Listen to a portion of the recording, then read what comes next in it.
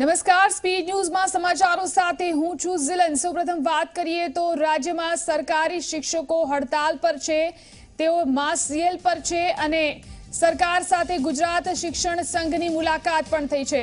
શિક્ષકોની હડતાલ સમેટવાના સંકેતો સામે આવી રહ્યા છે। સરકાર સાથે મળ્યા બાદ શિક્ષણ સંઘે હડતાલ સમેટવાના સંકેત આપ્યા છે। તો જે રીતે આજે શિક્ષકો આક્રમક બન્યા હતા, વિધાનસભાનો ઘેરાવ કર્યો હતો, ત્યારબાદ શિક્ષક સંઘની સરકાર સાથે મુલાકાત થઈ છે। સરકાર સાથે મળ્યા બાદ શિક્ષણ સંઘનું વલણ કૂણું પડ્યું છે। થોડી વારમાં થઈ શકે છે હડતાલ સમેટવાની જાહેરાત। ઉલ્લેખનીય છે કે આ પહેલા સરકારે એક કમિટી બનાવી અને તેમાં આ શિક્ષકોના જે પ્રશ્નો છે તેની વાતચીત કરવામાં આવશે, ઉકેલવામાં આવશે તેવી વાત કરી હતી, પણ તેનાથી પણ આ શિક્ષકોને સંતોષ નહોતો। તેમણે કહ્યું હતું કે તેમના પ્રતિનિધિઓ સાથે સરકાર સીધી વાતચીત કરે, ત્યારબાદ તેઓ હડતાલ સમેટવા અંગે નિર્ણય લેશે।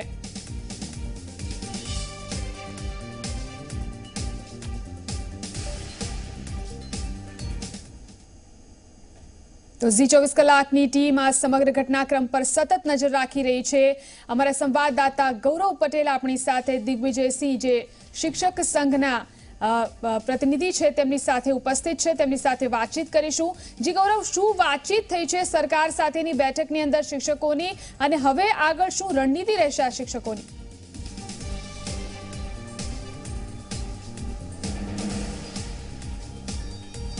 જિલ્લાના દિગ્વિજયસિંહ જાડેજા કે જેઓ ગુજરાત શિક્ષણ સંઘના પ્રમુખ છે તે જ આપણી સાથે જોડાયા છે। તેમની સાથે જ વાત કરીશું કે સરકાર સાથે શું મંત્રણા રહી, 3 મેમ્બરની કમિટી હતી, તે કમિટીનું શું કહેવું છે અને શિક્ષણ સંઘનું શું કહેવું છે।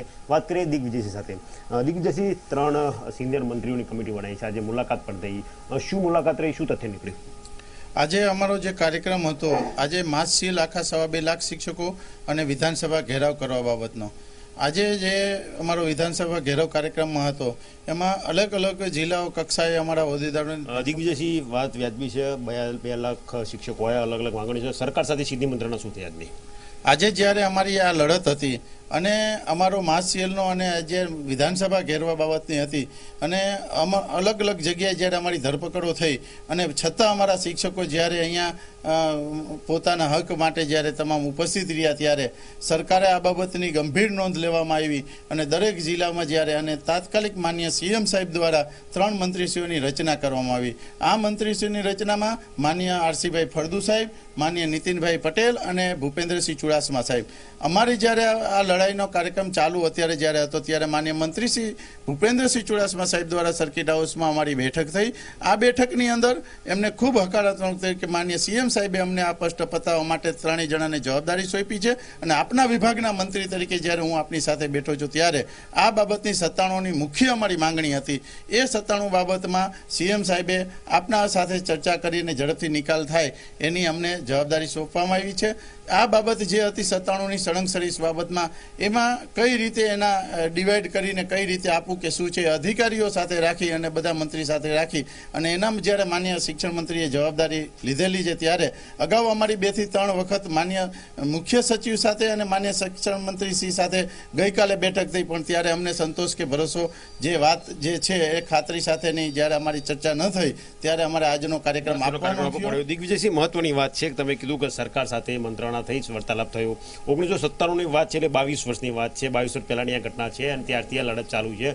2006 પછીની લડત ચાલુ છે, સરકાર એની એ જ છે, તમારી લડત ચાલુ છે, વાર્તાલાપ થાય છે, નિવેડો આવતો નથી। આજનું શું તથ્ય નીકળ્યું? આ 2006ની વાત નથી, 17 જ્યારે 2017માં સરકારે પત્ર કર્યો, 2017માં એવો પત્ર કર્યો કે 2006ની ફિક્સ યોજનાવાળા જે કર્મચારીઓ છે એની સળંગ સરીસ ગણવામાં આવશે। એના સિવાયની સળંગ સરીસ જે કેડર છે, પ્રાથમિક શિક્ષકો હોય, માધ્યમિક, ઉચ્ચતર માધ્યમિક, આરોગ્ય અને તલાટી અને પોલીસ અને વારસદારમાં લાગેલા કર્મચારી, કે 6ની ફિક્સ યોજનામાં સિવાયના જે કર્મચારી હતી એની સળંગ ગણાતી નહોતી, અને 6ની ફિક્સ યોજનાવાળે તમામ કર્મચારીની ગણાતી હતી। એટલે 17માં જ્યારે પત્ર થયો, ત્યારે 17માં અમે આખા રાજ્યના શિક્ષકોની અમદાવાદની અંદર રેલી કાઢવામાં આવેલી હતી અને અમે માંગણી 17માં જ્યારે હતી ત્યારે જ આ કરવામાં આવેલી હતી. ત્યારે અમારી ફાઇલ ચાલવામાં આવી અને 2500 કરોડ થવાના કારણે જે તે સમયે નાણાં વિભાગે રદ કરી હતી. ત્યારથી સતતથી અમારી લડત ચાલતી હતી અને આ લડતમાં અમે વારંવાર સરકારને રજૂઆત કરતા હતા અને જે જિલ્લા લેવલે ધરણા કર્યા, 11 તારીખે 15-16 રાજ્ય લેવલે કર્યા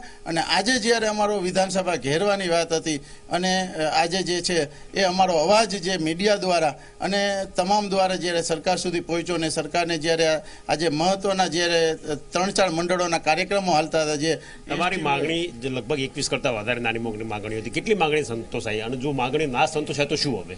અમારી અત્યારે મુખ્ય આવેદનપત્રની અંદર એક જ માંગણી કરેલી હતી અને એ સીએમ લેવલે સળંગ સરીસ બાબતની. બાકી નાની મોટી જે માંગણીઓ હતી એ શિક્ષણ વિભાગ દ્વારાની સીસીસી બાબતની હતી. આજે જ સીસીસી બાબતમાં સહી થઈને પત્ર કરી આપે છે. બાકી શિક્ષણ સિવાયની કામગીરીઓ છે કે અન્ય જે કંઈ નાના મોટા શિક્ષણ વિભાગના છે એ શિક્ષણ મંત્રીએ કીધું હું તાત્કાલિક આપના નાના મોટા જે પ્રશ્ન મારા વિભાગના છે એની જવાબદારી હું આપને ખાતરી આપું છું. ઝડપથી લેખિત ખાતરી આપી છે? ના, લેખિત અમે જ્યારે એ મંત્રી તરીકે અમારા વિભાગના છે જ્યારે અમને ભરોસો અને વિશ્વાસ જ્યારે આવ્યો ત્યારે જ અમે આ બાબતમાં સંમત થયા છીએ અને આજનો અમારો 1 દિવસનો કાર્યક્રમ હતો અને એ કાર્યક્રમ જ્યારે એ ત્રણેય મંત્રીની કમિટીમાં હોય અને એને જ્યારે વિશ્વાસ અને ભરોસો આપ્યો છે ત્યારે અમે પણ ખુલ્લું મન રાખીને ચર્ચા કરી અને ઝડપથી અમારી મિટિંગ ત્રણેય મંત્રીશ્રી સાથે અને અધિકારી સાથે થાય અને અમારો પ્રશ્ન જે રીતે એને ખાતરી આપી જે રીતે સોલ્વ થવાનો અમને ભરોસો પણ છે. શિક્ષકોનું એવું કહેવું છે કે શિક્ષકોનું એવું કહેવું છે કે જ્યાં સુધી તમામ માંગણીઓ નહીં થતા ત્યાં સુધી તેઓ અચોક્કસ મુદતની હડતાળ પડવા તૈયાર છે. હવે આજે માંગણીઓ સંતોષાઈ નથી તો તમારો આગળના કાર્યક્રમ શું રહેશે? અમારા જે કાર્યક્રમો રાજ્યની સંકલનની અંદર 11 તારીખે જિલ્લા લેવલે ધરણા કરવાના હતા અને 15-16 બે જ કાર્યક્રમ અમે જે તે સમયે અમારા ડિક્લેર કર્યા હતા. પણ 16 તારીખે અમે આવેદનપત્ર દેતા અમે સાંભળવામાં ના આવ્યા એટલે અમે આજે વિધાનસભા ઘેરવાનો અને માસ સીએલનો કાર્યક્રમ આપેલો હતો. અમારી જે માંગણી છે, અમારે જે સંકલનને જે ચર્ચા કારોબારીમાં થયેલી છે, અમારી મુખ્ય માંગણી જે 97 બાબતની છે, આ બાબતની અમને પૂરો ભરોસો અને વિશ્વાસ છે કે આ માંગણી અમારી સ્વીકારવામાં આવશે. જો ના સ્વીકારાય તો પણ અમે જલદ કાર્યક્રમ આપતા અમે ક્યારેય અચકાશું નહીં. આજનું જે આંદોલન છે 2 લાખ કરતાં વધારે શિક્ષકોની વાત છે, એ લોકોને એવું કહે છે કે એટલે અસમંજસ છે કે હડતાલ પૂરી થઈ કે ચાલુ છે. આજની હડતાલ પૂરી કે ચાલુ? આજનો અમારો 1 જ દિવસનો વિધાનસભા ઘેરાવાનો કાર્યક્રમ હતો અને આજે માસ સીએલનો 1 જ દિવસનો કાર્યક્રમ અમારો આપેલો હતો. એટલે આજે બંને કાર્યક્રમ આજે અમારા અહીંયા પૂર્ણ થાય છે અને આ કાર્યક્રમ દરમિયાન સરકારે જેટલા અમારે જે કંઈ અમારી માંગણી હતી એ અમને પોઝિટિવ રીતે સાંભળવાના અને નિર્ણય કરવા માટે સીએમ સાહેબે જ્યારે કમિટી બનાવી છે ત્યારે અમે આ બાબતે અમારો કાર્યક્રમ અહીંયા પૂર્ણ જાહેર કરી છે. આ હતા દિગ્વિજયસિંહ, જેમનું કહેવું છે કે તેમનો 1 જ દિવસનો કાર્યક્રમ હતો અને જે માસ સીએલનો અને વિધાનસભા ઘેરાવનો કાર્યક્રમ હતો તે આજે પૂર્ણ થાય છે. સરકારે જે ખાતરી આપી છે તેમના ઉપર તેમને ભરોસો છે અને જો સરકારે ખાતરી ઉપર ખરી ના ઉતરે તો તેઓ વધુ ઉગ્ર આંદોલન પણ કરશે. જીલન જી બિલકુલ ગૌરવ, આભાર વાતચીત કરવા માટે. તો શિક્ષક સંઘના પ્રમુખ જે રીતે જણાવી રહ્યા છે આજની હડતાલ અહીં પૂરી થાય છે. આજનો 1 દિવસનો તેમનો આ કાર્યક્રમ હતો માસ સીએલ અને વિધાનસભા ઘેરાવનો, ત્યારે આજનો આ કાર્યક્રમ અહીં પૂર્ણ કરવામાં આવે છે તેવી વાત શિક્ષક સંઘના પ્રમુખ કરી રહ્યા છે. તેમને શિક્ષણ મંત્રીએ જે કંઈ પણ કહ્યું છે તેની ઉપર ભરોસો છે. લેખિતમાં કશું જ આપવામાં આવ્યું નથી, પરંતુ તેમણે એવું જણાવ્યું છે કે શિક્ષણ મંત્રીની વાત ઉપર અમને સંપૂર્ણ ભરોસો છે અને તેમનો જે મુખ્ય પ્રશ્ન છે તેનો ઉકેલ લાવવામાં આવશે તેવી ખાતરી, તેવી હૈયાધારણા તેમને શિક્ષણ મંત્રી ભૂપેન્દ્રસિંહ ચુડાસમાએ આપી છે.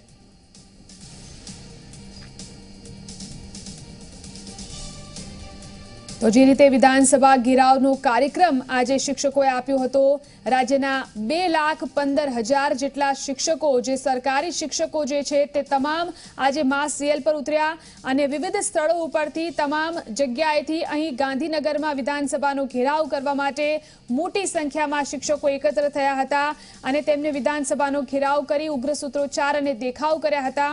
ત્યારે પોલીસનો પણ કાફલો મોટી સંખ્યામાં ખડકી દેવામાં આવ્યો હતો. તેમને રોકવાની કોશિશ કરવામાં આવી હતી. ત્યારબાદ આ શિક્ષકોની ઉગ્રતાને જોતા સરકારે કમિટી બનાવવાની જાહેરાત કરી. મંત્રીઓની કમિટી બનાવવામાં આવશે અને યોગ્ય નિર્ણય લેવામાં આવશે તેવી વાત કરી. પરંતુ તે વાતથી પણ આ શિક્ષકોને સંતોષ થયો નહીં. ત્યારે તેમને મળવાનો સમય આપવામાં આવ્યો અને શિક્ષક સંઘના જે પ્રમુખ જે છે, પ્રતિનિધિઓ જે છે, તેઓ સરકાર સાથે મળવા માટે ગયા અને જે મુલાકાત થઈ તે દરમિયાન એવી હૈયાધારણા આપવામાં આવી છે કે તેમના પ્રશ્નોનો યોગ્ય નિકાલ લાવવામાં આવશે.